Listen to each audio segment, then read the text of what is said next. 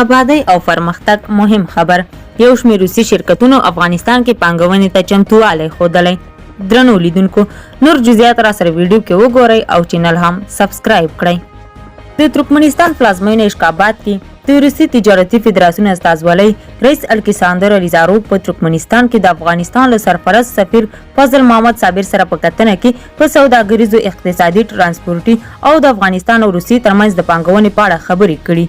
په اشکاباد کې د افغانستان سفارت پر ټویټر پاڼه لیکلي، په دې کتنه کې الکساندر الیزاروف ویلي چې ګڼ شمېر روسي شرکتونه چمتو دي چې د افغانستان مارکیټ ته لار ومومي او د افغانستان د اړتیا وړ توکو برابرولو ترڅنګ په ټولنیزو عملفهمو پروژو کې ګډون او پانګونه وکړي. په دې کتنه کې د افغانستان سفیر فضل محمد صابر په افغانستان کې د هر ډول بهرانۍ پانګونې ملاتړ کړی دی. صابر ډاډ ورکړی چې سرپرست حکومت په هیواد کې د پانګونې لپاره هر ډول اسانتیاو برابرولو ته چمتو دی. له ملتیا مو مننه کوم. ښه وخت ولرئ.